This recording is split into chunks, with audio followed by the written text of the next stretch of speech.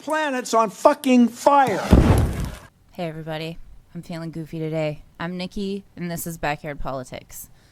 Let's recap on this, what I find to be a hilarious video on Joe Biden.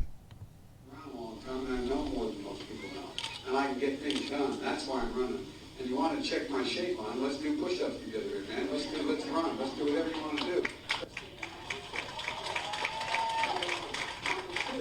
Number two.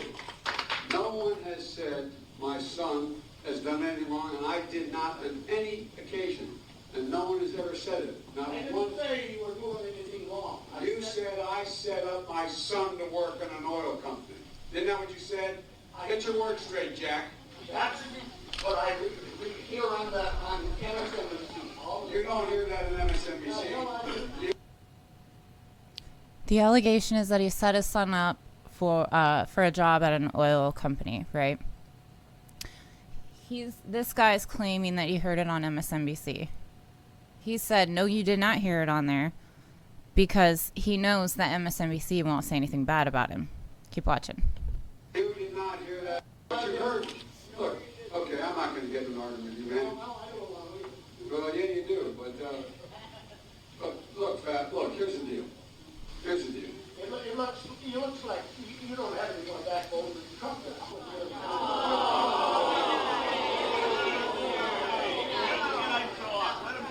Any other questions?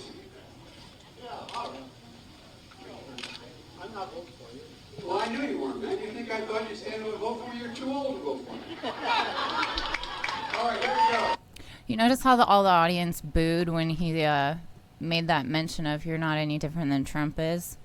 That is me every time I go on Facebook, which I try not to go on there too often, but I do need to stay in contact with like activists in town and stuff. And every time I try to have a conversation with somebody about how bad the Democrats are, it's like, boo! I'm sure most of you can understand that feeling. Anyway, get on to a more serious discussion, and why we're here today is, let me see here. So, the New York Post released emails that allegedly confirm that Hunter and Joe Biden's allegedly confirmed that they had corruption going on, bribery, nepotism, a sex tape with Hunter Biden, gross, and cocaine use, a bunch of stuff, right? That is not the discussion I want to have today. I know that they are corrupt. I know they're disgusting, whatever. The discussion I want to have today is the left, the liberals, cheering censorship. That is straight up authoritarian. Straight up. This is a video from Richie Medhurst, who I strongly encourage all of you to subscribe to his channel. He's a badass. But this is a clip that he put out on YouTube yesterday, so take a watch. As vice president in charge of policy in Ukraine, in your son's job in Ukraine, how is that not a conflict of interest? It's not a conflict of interest. There's been no indication of any conflict of interest from Ukraine or anywhere else. Period. I'm not gonna respond to that. And if you can't read it, I'll read it to you. It says, "Dear Hunter, thank you for inviting me to DC and giving an opportunity to meet your father and spend some time together. It's really an honor and pleasure, as we spoke yesterday evening. Would be great to meet today for a quick coffee. What do you think? I would come to your office somewhere around noon or so, before or on my way to airport. Best V." And that's Ukraine right here. Subject, meeting for coffee, question mark. Let's focus on... That's your son over there. This highlighted portion says, "We urgently need your advice on how you could use your influence to convey a message, signal, etc., to stop what we consider to be politically motivated actions, bearing in mind the following." And talks about Burisma and sex scandals, all this other stuff. Get a job and work for a gas company that he had no experience with. That's nothing. In order to get access to the public, for the president. So you're selling access to the president just like he is. So You're a damn liar, man. That's not true. And no one has ever said that. No one has heard that. You see how... It was, what, 6 hours? I looked at it, I said, I'm leaving in 6 hours. If the prosecutor's not fired, you're not getting the money. Well, son of a bitch. Got fired. Whoops. Whoops. So, this guy is from the New York Post, and he tweets, "This is what totalitarianism looks like in our century. Not men in darkened cells driving screws under the fingernails of decedents, but tech webs removing from vast swaths of the internet and damaging expose on their preferred candidate." And then he links to his column. And then he goes on to say, "Twitter is censoring us again. This is what I, an editor at America's oldest continuously published newspaper," it doesn't matter who the fuck he's writing for, in my opinion. This is what they're doing. Tries to tweet about it. Tweet not sent. Your tweet couldn't be sent because this link has been identified by Twitter for our partners as being potentially harmful. Visit our help center to learn more. Who's it harmful to? It's harmful to the establishment. Let's see. There were cheers from the liberals when Alex Jones got deplatformed. Y'all remember that? Then recently, there were cheers from the liberals about QAnon being deplatformed. I don't agree with either of those people, right? The QAnoners, I don't agree with at all. I don't agree with Alex Jones. Like, it's not about them. It's about them censoring all of us. It starts with Alex Jones. It starts with QAnon. And then we have Julian Assange, who the liberals remain completely fucking silent about. And we have just most recently Vanessa Beeley, who, again, the liberals remain completely fucking silent about, if they even know about it. You're supposed to debate, discuss, and disprove stuff. You're not supposed to just shut it down. You're not supposed to call for it to be deleted.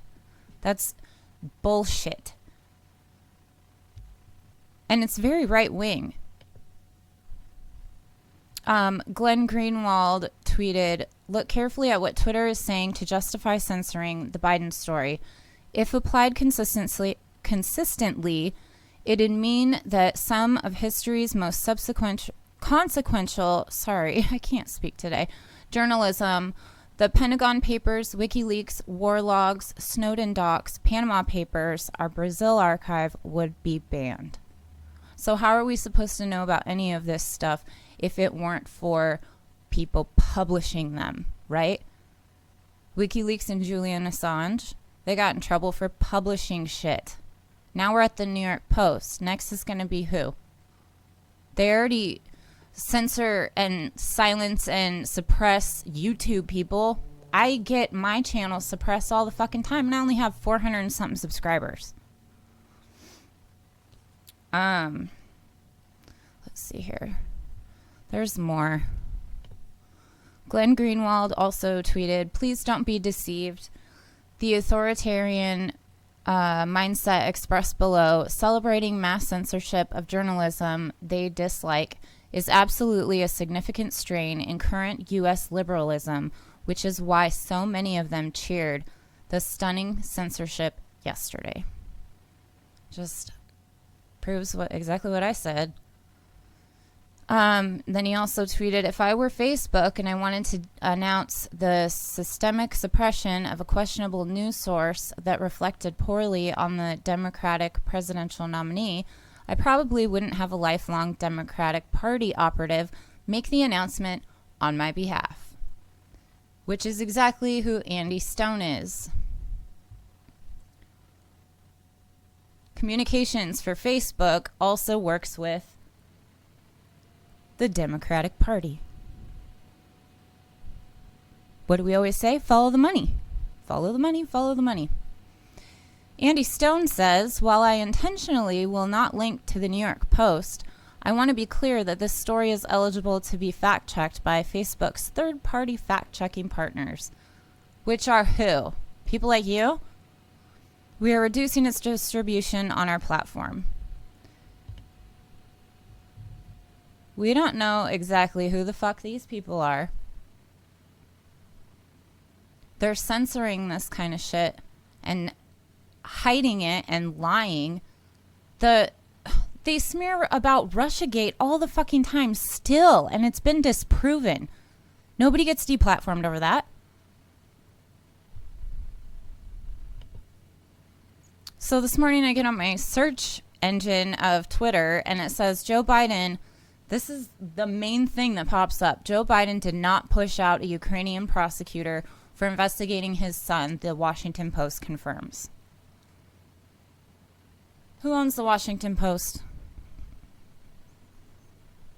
Anybody? Jeff Bezos. Follow the money.